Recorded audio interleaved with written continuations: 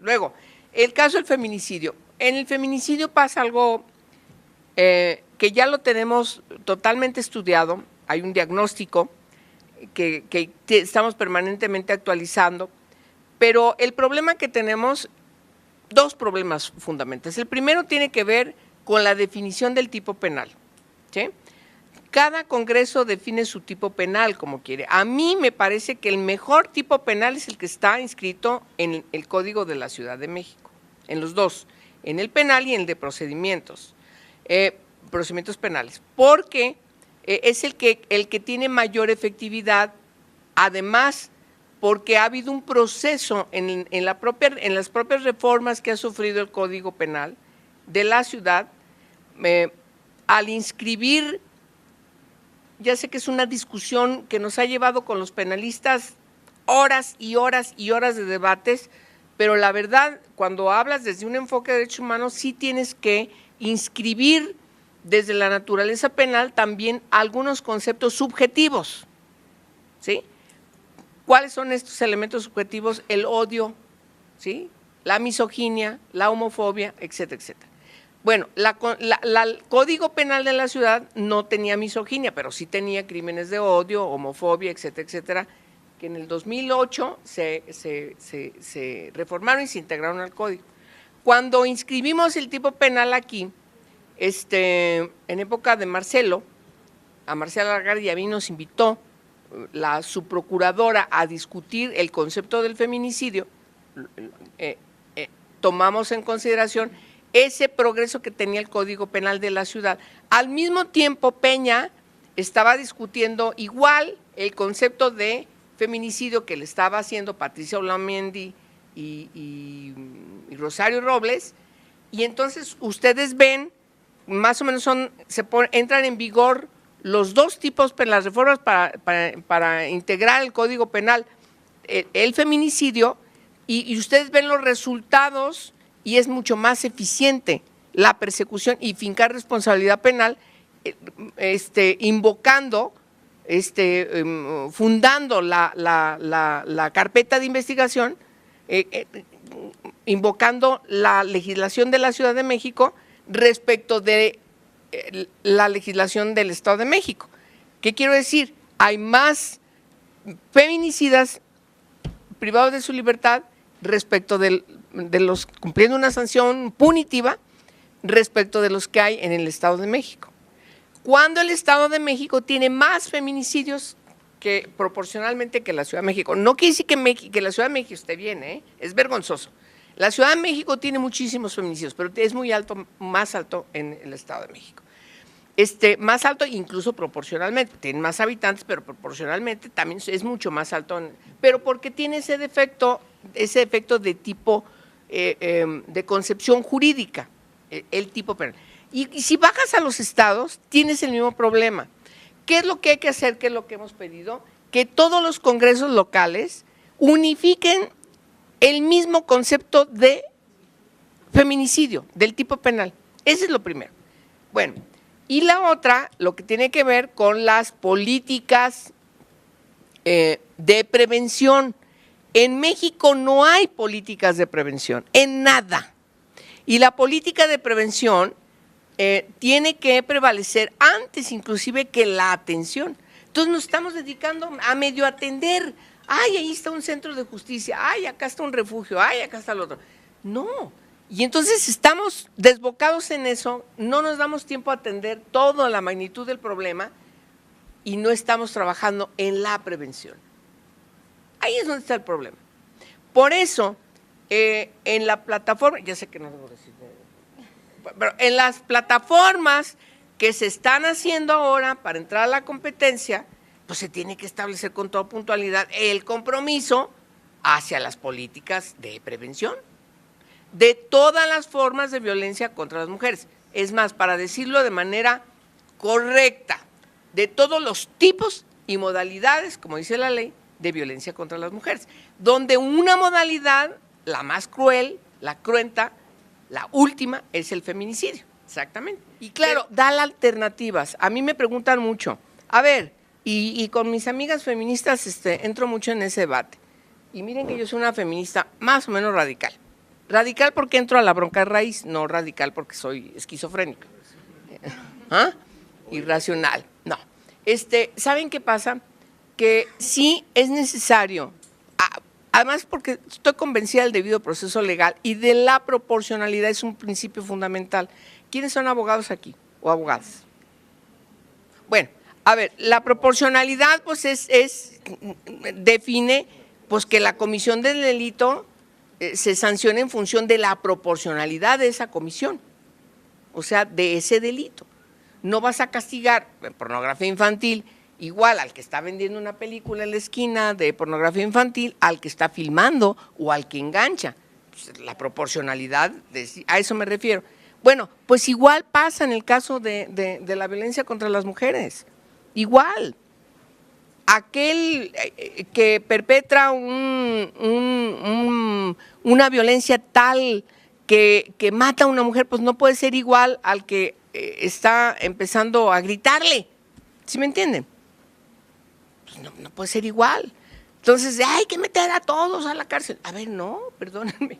No, lo que hay que hacer es entender lo que significa la política de reinserción social, también en el caso de la violencia contra las mujeres.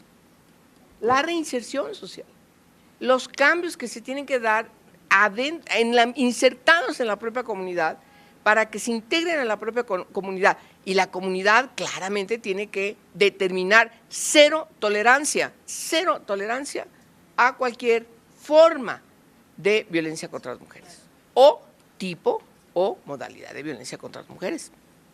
Y el PRD, pues en eso tiene mucho que hacer. Si ustedes ven en los documentos básicos, establece con toda puntualidad, en el PRD no debería haber cabida a quienes tienen ese tipo de antecedentes para estar en un espacio de dirección o en una candidatura. Y hay un relajamiento terrible. A mí me da me desespera que ese tipo de cosas pasen, porque deberíamos ser un partido ejemplar, pues en eso. Y no es así, algo pasa que no es así. Y había mucho relajamiento en esa parte, en otras cosas, pero en eso sí, y a mí me retuerce el estómago ver casos que he llevado y luego ahí los veo, digo, ¡ay! Beso y beso. No, deja beso ocupando espacio. No, bueno, ese señor tiene otros defectos, además, si yo te contara todo lo que sé, no puedo hacerlo, Un conversatorio, sí, no, a ver, sí, pero ya no está en el partido, afortunadamente, ya no está. Pero mientras que estuvo, hizo y decir, fue senador, fue diputado, detuvo una reforma importantísima. Ahí se alió con la esposa de Añorbe, el priista, para meter al obispo a dar una misa en el Congreso de Guerrero. Pues, oiga, ¿quién se le ocurre eso? Pero dejen que se le ocurra a alguien, que lo concrete y que los otros se lo permitan.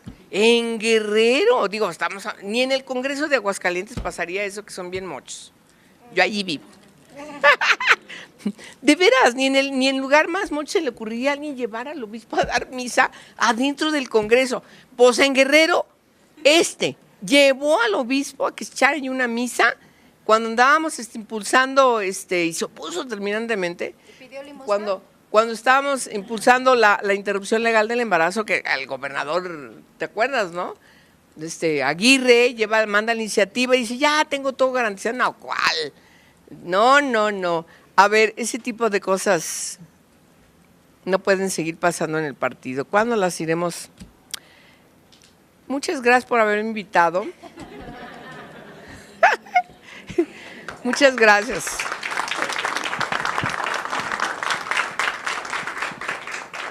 Pues mira, la verdad, con todo el amor que me mereces y que te tengo, Gracias, Alma. Eso de que no hablaras de todas estas iniciativas, de los niños, de las niñas, de los feminicidios, yo creo que hasta necesitaríamos otro conversatorio, ¿no?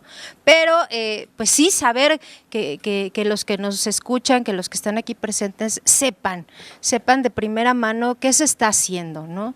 Que eso es un poco la mecánica de este conversatorio. Sí. Avisar qué es lo que estamos haciendo como partido, cómo lo hacemos, para la sociedad que tenemos, cómo es que lo trabajamos, ¿no? Creemos que este tipo de conversatorio conversatorios como así como lo estamos llevando, es como acercarnos a la sociedad, ¿no? Acercarnos y decirles, sino que, una ponencia magistral, porque siempre es como un poco más, la superponente, ¿no? Entonces, yo quise aprovechar muchísimas gracias por tu agenda, abrirme un espacio ahí, que vengas y que nos hables. Sí, así es. Yo sé que la traes como súper llena. Y bueno, efectivamente, pues, lo importante de estos conversatorios es hablar el mismo idioma, saber qué está haciendo el partido, cómo lo estamos llevando a cabo. Y pues yo creo que este país no sería el mismo sin una izquierda como el PRD, ¿no?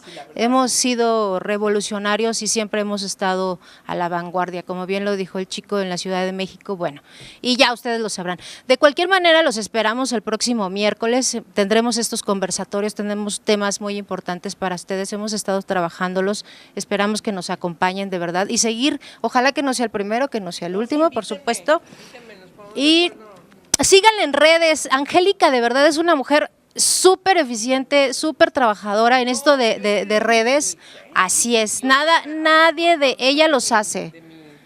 De mi medio, pero el otro sí los hago yo.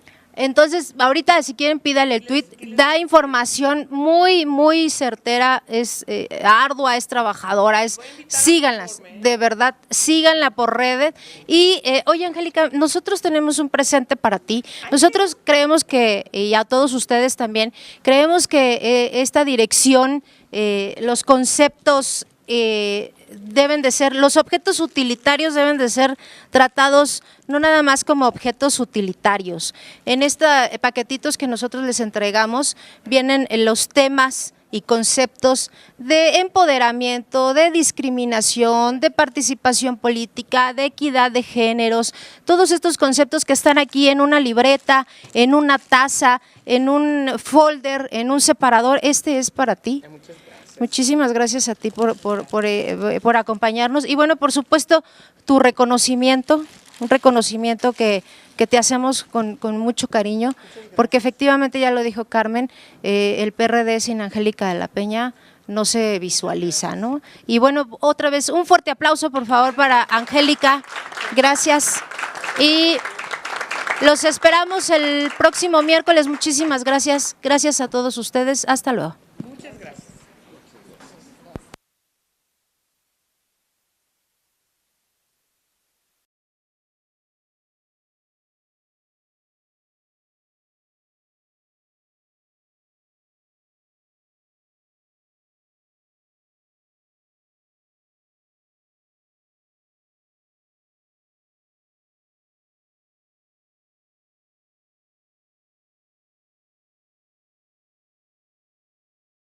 Izquierda Hoy, PRD.